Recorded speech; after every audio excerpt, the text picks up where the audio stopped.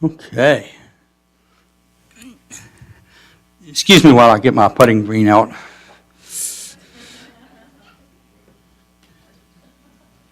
Don't step on my putting green, okay?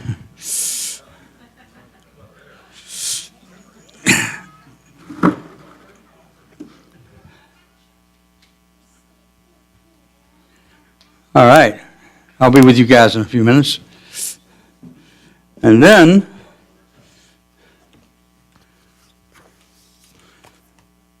so let's see if you learned anything. What kind of club is this? Well, the golfers answered, thank you. And that's good. No, it's a driver, right? Okay. And then you can't see this, but this is a pitching wedge, okay? Pitching wedge. Have that out for a second. Something I'm going to learn how to use one of these days. And then there is our driver. Here it is right here, sorry. This is the putt-putt, they called it. Those are the people who play putt-putt. This is a driver, okay? And today we're going to talk about why the driver in golf, the putter in golf is so very important. When you play golf, 1/2 of your strokes are supposed to be your putts. 18 holes, and in regulation you would putt twice on each hole, 36. In a regulation course, there are 72 strokes that you would take if you're a really good golfer. Not 100, but 72, okay? And I no longer relate to the 72, but that's beside the point. And so what happens is that this particular club right here is the least practiced club and the most important club in golf. And sometimes in our lives, we don't practice the important things. We get caught up in life itself, and there's nothing wrong with that, except sometimes it just gets in the way of practicing the things that are really important, which we'll be talking about today. So this putter is extremely important. You can go over to the first tee, which is a little golf range and a little golf course, 3-hole golf course here in Richmond. It's really nice. They've just redone it. And if you want to drive the ball, you have to wait in line at around noon. You have to wait in line. But you can go over to the putting green and putt all you want to, because hardly nobody's there. You can go to the sand trap and you'll be all alone, because nobody practices that. They all are practicing the driver and other clubs, but primarily the driver. And that's because you drive for show, okay? And you putt for dough. And if you're betting, I'm at the stage now I no longer bet because I know I'm going to lose. But anyway, and so you putt for dough. You know, in tennis, if Vanessa Williams has a tennis ball, pardon? I'm sorry. That's Serena Lewis. Thank you. That's the other one. Either one of them. But anyway, that's her middle name. You guys didn't know that. But anyway, you have, Serena, if she has that tennis racket in her hand and she hits the tennis ball, it's worth millions. If I have a tennis racket in my hand and I hit the ball, it's worth nothing except for the, opportunity to be out there and get a little exercise. If you have a putter in your hand and you don't know what you're doing with it, it's worth little or nothing. But if Tiger Woods has the putter in his hand and hits the ball, it's worth millions. That's the difference between being a pro and not being a pro. And in our spiritual life, if we have our ego in charge, rather than letting Spirit guide us, the I am, our beingness, the Christ within, God, whatever word you want to use, if that's not leading us and guiding us, then we're not worth much in some ways. We're still worth a great deal. I want to rephrase that. We're worth a great deal. We don't think we are worth much with ourselves sometimes. We get confused. And so what we want to do is just use this analogy with golf today as we talk about it. Now, I have a pretty lousy little poem here, but I'm going to read it again anyway. And it's a poem that was used in the 30s and 40s for advertisement. And it says, "Own putting." When the greens were fast and freakish, once my putts were either weakish or absurdly strong. Now I calmly snap my digits, for I play with Spalding midgets. Not a putt goes wrong. When a green's too hard for others, have recourse to Spalding brothers. Buy the perfect ball. Architects may slope and ridge it, but you always hold a midget and defeat them all. See? That's supposed to be an advertisement to tell you, which is totally false. The ball, any ball you use, if you putt it right, it's going to go in the hole. If you don't, it won't. And yet, that's what they were saying here. There's another fellow who has a PhD, Leon S. White. I don't know who he is. But he said, and I like this, you know, today, many of the putters cost $200 or more. You can buy a $399 putter. I can't even envision that. This was probably about $179. And anyway, but he said, you know, they could be considered a bargain if only they lowered your score. So you can buy all the putters you want, and it won't make any difference if you don't know how to putt. Lee Trevino, who was one of the great golfers, got upset with his putter on a Friday and went into his golf shot and just picked up an inexpensive putter. Okay, and he won the tournament. So it didn't make any difference, the price of the putter, it was whose hands it is in. And it's the same thing with our lives. And one of the things is that without a putter, putting, obviously, would be very difficult. But you know, you can putt with other clubs. You can putt with a driver. You can put what they call a 3-wood, which is a little smaller head than this. And as you putt with that, and one of the things happened, Tiger Woods in a tournament actually used a 3-wood to putt with up a hill and onto the green. I went out to, that was when I was practicing a little bit, I went out to the putting range, and there I was, and about 4 people were practicing their 3-wood for putting, just because he did. Now, I knew better. Just because Tiger did it didn't mean Richard could do it, okay? Because, I mean, I can take a regular putter and knock it over the green.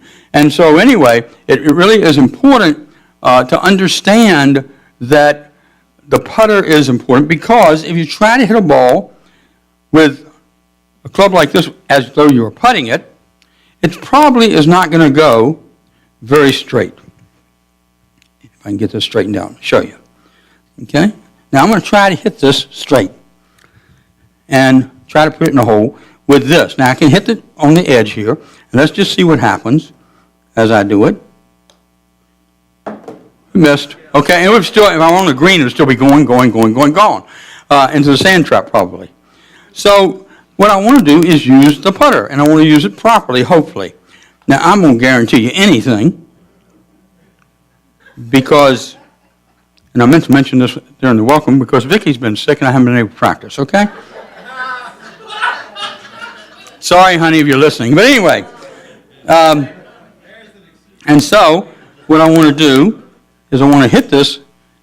Oh! See? I could do that several times. I'm not as good as that. But anyway, the idea is that you have to have a certain stroke. You have to know how to hold a ball. You have to know how to work with it, you know? And so as we look at this idea of golf, we understand that the long-range club, you know, that you drive for show, this is the long-range club. And the driver is for taking care of the long range. The driver, in an analogy to our metaphysical lives, is literally taking the ability to go the long path and understand this long path, probably a lifetime path, in order to be one with that which created us. One with God. One with the universe. One with one another. And live in that through the power of love and through the power of the heart. And so, as we look at the driver, we're looking at long range. When we look at the putter, we're really looking at short range goals. And we're going to be talking about a few of those. And like I said, it's important to practice. Now, if I look at the first part of putting, I look at the idea of practice, and I look at reading the green, okay? Now, that's me reading the green. It's not really. That's Mike Shelton reading green. And That's probably a pro reading the green. But anyway, and so we each have our own techniques to understand and read the green. And what am I talking about? Not every green is flat. Very few of them are. So they undulate. The pins are placed in different places so that every time you play, it's a little different. The green's not quite the same. Greens are faster sometimes than other times, depending on the weather, depending on have you had some rain or not. If it's been a really hot day or a hot week, the greens will be much faster because they're harder. And so you have to adjust to all of that. And the first part of it, though, is reading the green to make sure you understand where the ball will probably go when you hit it. Will it go to the right or will it go to the left? Will it go straight? And how far is it? And what do I think I have to hit? Is the grass literally growing towards me or against me? Which makes a difference. And where the sun is tells me that. And so I can look at myself and I can read the green so that I make sure I at least hit it towards the hole, hopefully. Now, in order to do that, what has to happen, I believe, in life is that we need to be able to read the green in our life. And that means that when something is happening, that we are aware of our core values. When something is happening, we're aware of the principles that we live by. That there's only one presence and one power, and that's God. That's it. There's nothing else more important in the universe. So I can either rely on that principle or I can rely on a principle that maybe I've been taught as a child or taught as an adult that says something different than that, and so I can act out rather than be in the moment. Also, we look at our core values, and we want to be straight with our core values. And so, when we're reading the green, am I carrying out my core values? Am I being in integrity? Am I really being authentic? Am I standing for myself, standing in my integrity?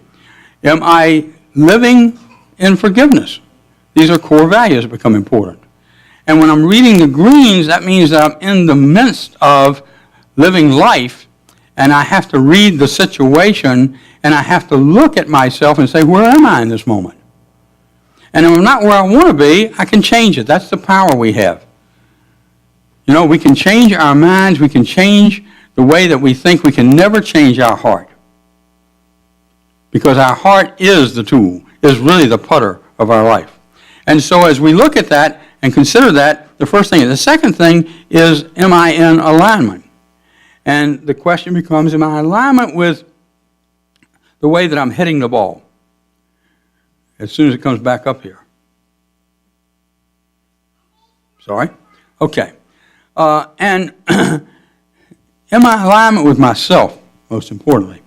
And so to be in alignment means that what I'm going to do is I am going to position myself so that if it's flat and the hole's straight ahead, I'm going to align my body with where I want to hit it.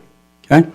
But if I've read the green properly, I may see a break from left to right, and it's a fast downhill shot, then I know that I can only hit it so hard, and I have to align myself, and I have to actually shoot at a point on the green that's not where the hole is. So the ball will move towards the hole. Does that make sense? You know, the same thing's true in our life.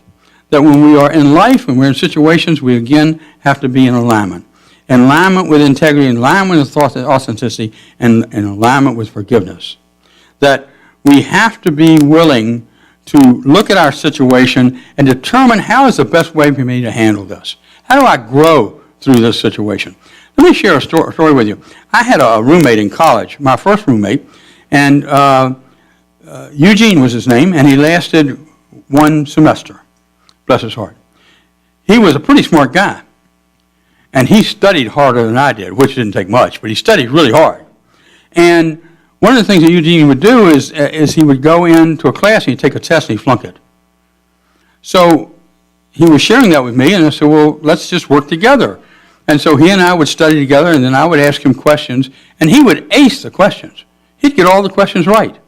He'd go to the class, and he would sit down and look at a test, And you see that little piece of paper, let's just say this is a test here, that little piece of paper literally became a block because he had the fear of taking that test. And it represented a fear to him. And so he would flunk the test every time. And after about 4 times of this, in one class we had together, I went and talked to the professor. I said, you know what? This guy knows this material. I'll guarantee you, he studied hard. Because the professor made a remark, well, if you study harder, maybe you do okay. So they were assuming he wasn't studying. I said, you really study? And the professor said, really? And I said, yeah. And the professor said, you know, let me give him an oral test. And so he was able to give him an oral test, and he aced it. However, if he had to write down an essay, he couldn't do that. He couldn't put his thoughts together. So after 1 semester, Eugene left college. He went back home. It was in Carolina somewhere, forgotten right now. Anyway, I stayed in touch with Eugene over the years, from time to time. And one time I ran into him. And what he'd done is he'd gone home, and he decided that he would start a certain kind of business. It was an agricultural type business from the community he was in, and he was extremely successful at it. And I said, why do you explain your success? He said, I don't have to. Why do you explain your success? He says, I don't have to take any written test. You know, I knew I could do it. But he didn't let that piece of paper limit his whole life. He didn't let flunking literally out of college limit his whole life. Instead, he kept himself aligned, and he might not use these words, but he kept himself aligned with the source within him. He stayed aligned with his abilities. He believed in himself. And that's what we have to do in order to stay in alignment when we're getting ready to putt the ball. Now, the next thing is to look at alignment is that you have to trust your inner self. And that's very true. When you're putting the ball, you have to, you can practice like this, and then you can line yourself up and line yourself up and line yourself up, and then come back over here and practice some more. But when you get down and put that putter right behind the ball, you have to let go and release and let God. Because it's an intuitive thing. You putt, I call it from the heart. You don't think it. Because if you start thinking it, that thing's going to go somewhere else. You know, and so I have to stay in alignment. And what that reminds me of is that to be a good putter in life, I have to be willing to use affirmations and denials, or denials and affirmations is the right way. And I have to be willing to say, this has no effect on me. I am a child of God. I can overcome this situation, no matter what it is. And I can continue to focus on that. And when I deny something has power of me, I've created sort of a vacuum within.